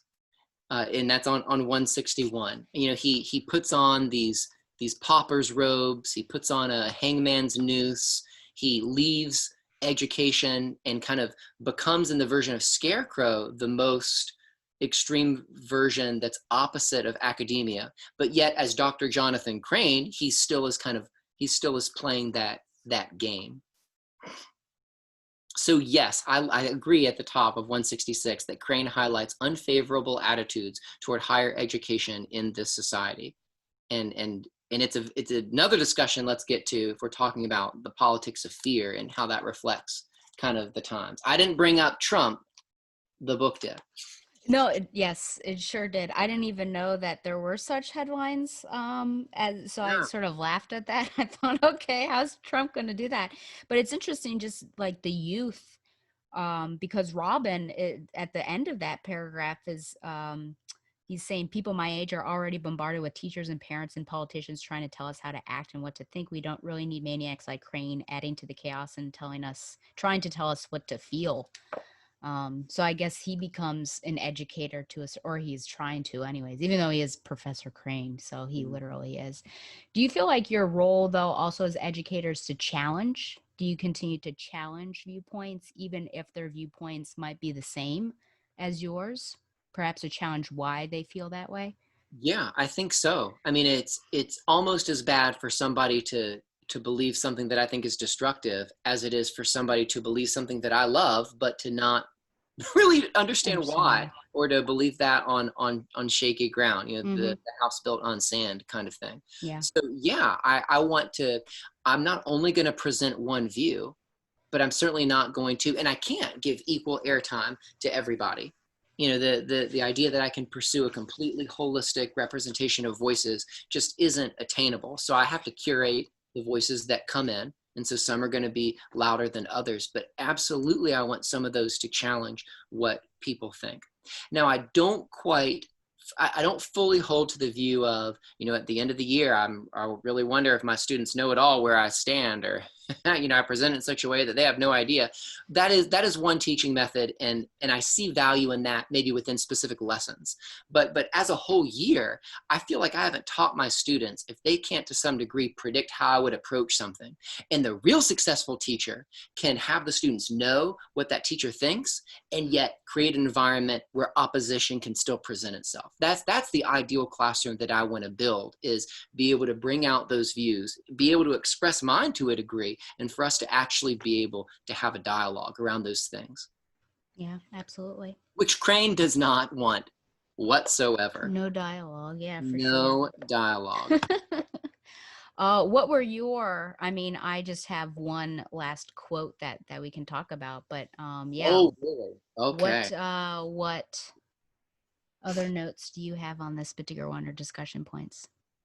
So this is a small one, but I wanted to ask more about it. At the bottom of 163, I referenced this, but it says, with a black duster coat, flat top cowboy hat, and broken noose around his neck, the new Scarecrow embodied violent Old West vigilante justice. What color is the hat? Is it the same color each time the character is presented? And I ask because, you know, there's always the white hat and the black hat in the old movies, but even Westworld as a show very much plays off of that duality of, you know, you walk in, which hat are you going to choose, the white hat or the black one? And I don't remember what color Scarecrow's was, and I wondered if that was significant, because the costumes of these villains and superheroes matters a whole lot, especially when we get to Carolyn's essay. Yeah, sure will. I'm pretty sure that outfit, so there was a redesign, Batman the Animated Series, when it first came out, that version of Scarecrow did not look like the one that they're talking about now when they redesigned it, but I'm pretty sure he was always wearing that black hat. But other representations of him, I guess it's like a straw hat. I'm actually looking it up, except for the hoods, as you can see in some of the video game adaptations. Right, in the video game, yeah. But yeah, I can look it up and well, verify on that one. It's certainly not white, so that's significant. You know, it's not Luke Skywalker wearing the white robes. Yeah. But then also there's the broken noose that's around his neck. Mm-hmm. I mean, in the Old West, lynching was absolutely this form of Yeah. justice out there, and it wasn't, at least in the Old West, it wasn't even primarily Black people. It was Mm-hmm. white people, it was Native Americans, it was people from Mexico who were getting lynched in this vigilante justice. And so the Yeah. fact that Crane wears that Yep. puts him, I think, well, I guess I would want to ask, is he wearing that as a claim of, I'm going to bring vigilante justice, look at my noose, it's going to be on you? Or is he bringing it sort of in the way he dons these pauper's robes of, I am a victim Yeah. within the system. I've suffered an injustice. Yep. The I don't statement. know if I'll.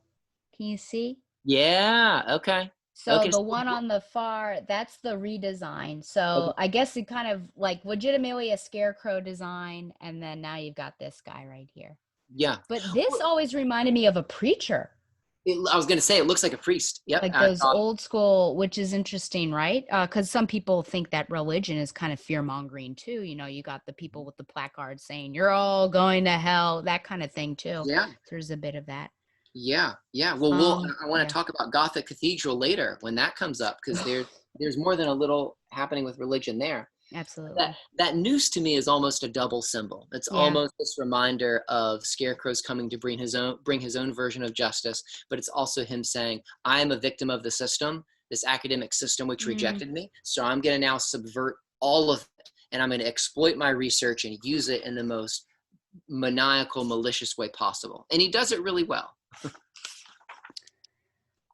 Yeah, and it's interesting, you know, that it's a broken noose. I mean, what does that say, I guess, about death? Like that is that something that he doesn't even fear? Or, you know, is it It, something that he survived and now he's the one who's sort of perpetuating it? Because isn't there some quote about death? Oh, you know what I was thinking? Am I thinking about Plato? And he talks about people fearing death and whether that's wise or not. I think I might be mixing some stuff up. it is Plato through the mouth of Socrates. Yeah, he absolutely talks about you should not fear. I mean, Socrates at the end of Plato's Apology says, I do not fear death because I don't fully know what's there. Mm, How much sense does it make to fear that which we do not know? yeah, for sure. Yep. And of course, they bring up some of the great quotes of, you know, fear, don't Yep. fear, fear yourself, and all So, those things. so Yeah. I want to kind of page through 166 on, and Okay. I'll go ahead and put my trump cards on the table. How am I I supposed to take it? I think He's that, laying them out, folks. well, Okay. because I want to build into it, and I want you to keep me honest. I see an argument of how we could maybe read Knopf talking about how Trump equals Scarecrow. Right? Mm, So I wanna build to that. But I started thinking that on 166, and some of the quotes that you read. I mean, she specifically references these two articles about Trump and about the politics of fear, or another one is the culture of fear. I may or may not have written an article called Trump's Culture of Fear, and that's an accepted thing that's out there. And Trump has been really open about how he wants to use fear as a tactic. He's absolutely named that. I mean, he wields groups and things as a way to be able to influence. You know, blacks are thugs and Mexicans are mm, rapists, and the Antifa are modern day communists, and all are out to get you unless you come in and stick with me. Um, and then I think about some of the goals of Scarecrow, and it seems like Scarecrow, having been dominated by the world and the system and the man, it seems as if he wants to do that same thing too. mm, And I also think that if someone's goal is complete domination of others, you've got to have some deep rooted fear, or at least some deep rooted anger. And anger and fear are always bosom buddies and right beside each other. And so I want to think about, what is it that Scarecrow fears? I mean, and if I think that Scarecrow fears being controlled again by the system. mm. He fears being rejected by academia and by his peers, and in his childhood when he's made fun of. I think he fears that, and he doesn't want to put himself in that position again. And again, to reference Trump here makes a lot of sense. I mean, Trump seems to fear being dominated more than anything else. Mm. And I know you'll laugh at me, but many have spoken of Trump's Enneagram as him. Oh no! Just give me 20 seconds. But people have spoken about Trump's Enneagram as Wait, being an can you 8. pause? Please explain, because there might be some people who don't know what that is. So the Enneagram is an ancient personality typing system where there are 9 different personalities where everyone fits largely within one of those 9. All 9 have a negative way they could look and a positive way they could look. And the idea is that people don't shift from one to the other, but that you're really born and live into one of those 9. And what defines you within the Enneagram world, Enneagram is a word that means 9-sided figure because there's 9 of them. What makes the Enneagram so great is it's not focused on people's actions. It's focused on people's motives. So people's actions might look really similarly, but what motivates them is different, and that would place them in a different number.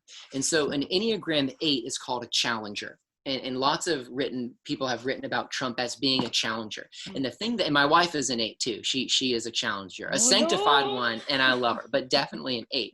And the things that 8s fear or dislike more than anything isn't necessarily losing control, but they don't want to be controlled. And I just think so much about what Scarecrow does and how he responds, how he removes himself so from society, and then how he comes in and tries to influence it. There seems like there's this desire to not be dominated and then to try to come in and dominate. And Trump kind of takes the opposite method of, rather than removing himself from society, he fully moves into the greatest position of power. But it seems like there's this desire to avoid being dominated, or this desire to dominate at all costs, even if that leads to so much pain, as Scarecrow experiences over and over and over and over again as he is defeated many times. Yeah, I would say, or being perceived of as weak potentially. Yeah. I I rewatched the Nolan films just because they were popping up so much in here. And when he's dosed with his own toxin, he doesn't, like, he sees Batman. I don't know if you remember that scene, but Batman looks like demonic and there's like Yep. black stuff Red coming out of eyes. his mouth. Yeah. But he like is able to survive this highly concentrated gas. And I'm thinking now, or dose, I'm thinking now about Batman the animated series, because I'm pretty sure that he had been dosed a couple times and what he had seen. But I imagine a lot of it would be, being made fun of. I think they redid his history in New 52, and I think there is some abuse in his family and things like that. So I think that all sort of points towards what you're saying of, maybe this is what he's doing. He never wants to lose that control that he's gained over everybody. So then look at 169. And in that last full paragraph, maybe like 4 lines from the top, he says, his motives of revenge, his purpose of creating chaos, and his results in instigating violence hint at the tandem persuasive forces of fear and anger, made apparent, and this just was tacked on, made apparent in the post-2016 political discourse. I mean, that sentence just as easily could have been about Trump, but it's not. It's about Scarecrow. But this pairing of perceived chaos and revenge and violence, or most articulately, these tandem persuasive forces of fear and anger. Now, those have kind of come up in post-2016 political discourse, but I'd argue myself, independently of you, that Trump is certainly the one stoking that. And again, I think that Knopf is saying that too, because look 2 lines down. She says, likewise, Corey Robin observes that the Trump's regime's resurrection of political fear has resulted in Americans turning against one another. Vulnerable populations, from the undocumented to the LGBT community, from Muslims to Mexicans, are facing intensified harassment on the street and surveillance, scrutiny, and worse from the state. I mean, they're talking about a culture that's been created, which is like Scarecrow's dream, to create such a fear-laden society that it eats itself. And then he's able to come in as the one who stands as the only unconquered one, or at least so he thinks so. But yet she's not talking about Scarecrow here. She's talking about Trump. Yeah. And so then I get to the last page on 170. In the 3rd line down, Scarecrow, in turn, is the embodied manifestation of our political fears. Mm. He represents our unresolved sociological problems, including, but likely not limited to, poverty, mental health, addiction, medical care, child abuse, bullying, religious intolerance, mass violence, and unequal opportunity. And again, there's such an analogy to what Trump is here. Trump represents so much of the worst side of us. He is our president, and we need to respect him, and we need to honor the authority that he has. But at the same time, the things that he exhibits, most often in public and political discourse, are things that we have not seen exhibited, at least publicly, by presidents before. And it is this new manifestation of things. And then the final part, it's almost the last few sentences of this. And this is where I wrote Trump equals scarecrow. And then you got to critique me here. More than this, though, Gotham City is the United States, and Scarecrow is a phobia entrepreneur who works to fix meanings in ways that resonate economically or politically with his own concerns. And again, I think there's been such a pairing of Scarecrow analysis and Trump analysis that Knopf seems to be saying that Batman isn't really the parallel to Scarecrow that it seems like she's making, but yet Trump is, or at least the culture that Trump has created is something that is very similar to what Scarecrow wants. Yeah, and I think it's interesting because, I mean, she traces these different eras and decades and how things that had been going on, like the drug culture and things like that, popped up in the comic. And it was like larger groups or an epidemic of some sort. Mm-hmm. But now it seems like it's all housed in one person. Right. Which is interesting. And I mean, I felt like I mean, the quote that, first of all, I did want to say knowledge is a thing that helps us fight fear. I do want to talk about that, I think. But the last quote she ends with, I mean, she did a great job of like, there's a hook right there, but she ends with it just when the Scarecrow asks, what has my delicious fear gas shown you? We might answer ourselves, because I think that is something that in these current times we're getting a better look at who we are because of how we're engaging in some of this stuff and reacting to things. But yeah, I feel like politics now, when you vote, you're like voting for almost like who will protect me from these scary things that are happening to us. Right. And it's, I mean, every president builds a culture of fear. It's just a question of what it is that they're asking us to fear. And it's a question of degree. And so Trump is not doing anything new, or the political discourse now isn't doing anything new. It's at quite a different degree. I heard someone say, and I don't fully agree with this, somebody said that Trump is the president that America deserves. And that we could talk about, but I almost might rephrase it and say Trump is the president that reveals things about America. Mm-hmm. I mean, and that to me is a parallel to that last quote. What has my delicious fear gas shown you? Ourselves. I mean, what does it show about us that we could have someone like Trump, for all the good and all the bad that he is, and he's quite a mix of both? What does that reveal about us as a country? And it shows us a lot, and there's a mirror. Absolutely, yeah.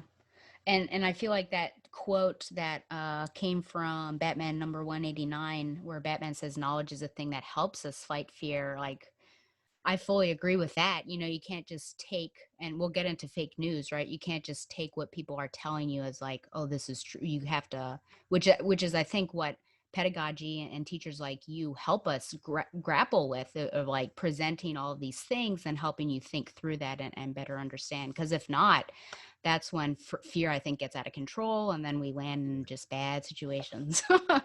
Right. Yeah.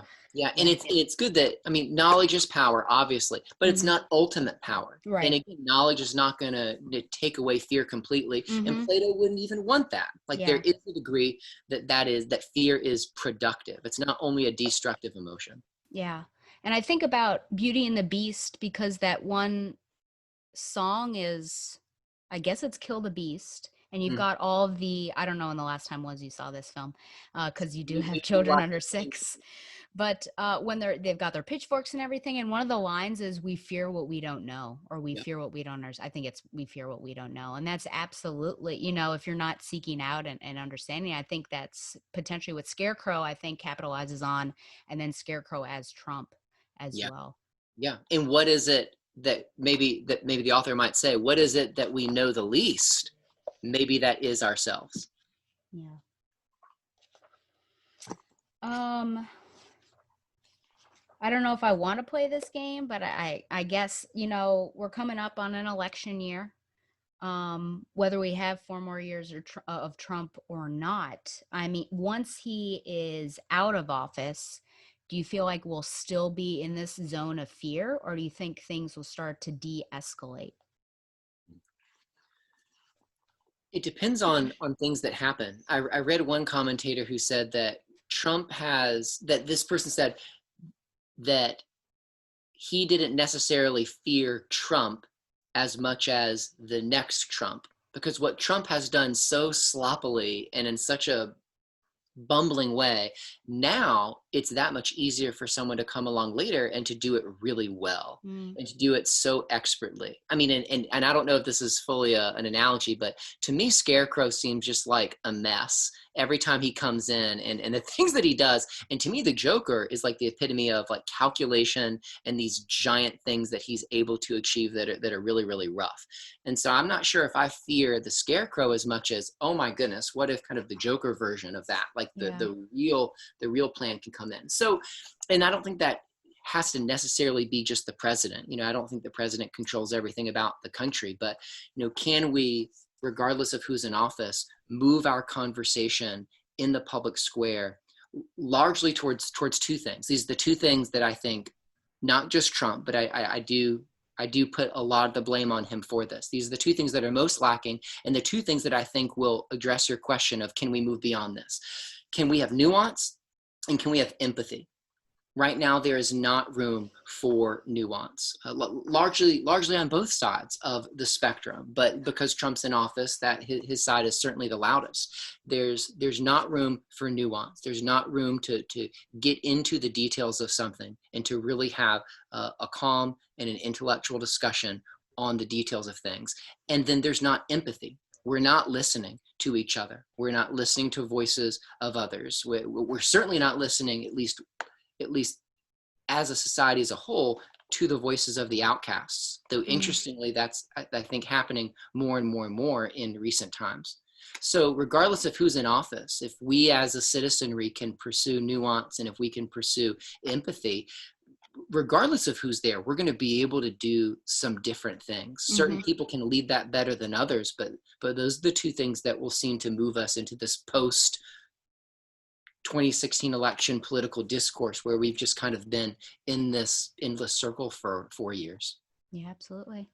Well, people on this show should know that empathy is one of my favorite words. Okay, good, But good, good. man, yeah, what an interesting guy. I don't think I ever looked at him as before I had read this essay, so I really appreciate not Hmm. hearing what you Yeah, had to yeah. say. There's a depth there. I had no idea. Yeah. Any other thoughts or things you wanted to do on this one? No, no. Okay. Just like with you, this one was unexpected for me, Yeah, and for sure. how good this was, and how much there was with Scarecrow. Um, what's odd is we're bookending our break with Trump. It's like Trump break, Trump, and then we end with feminism, which is great. Yeah, which is great and It's fitting. probably the best way to end. Yeah. We're going to take a break, but when we come back, we will continue our discussion with two more essays. But first, Zaius's Radio Hour featuring Feels Like Summer by Childish Gambino. And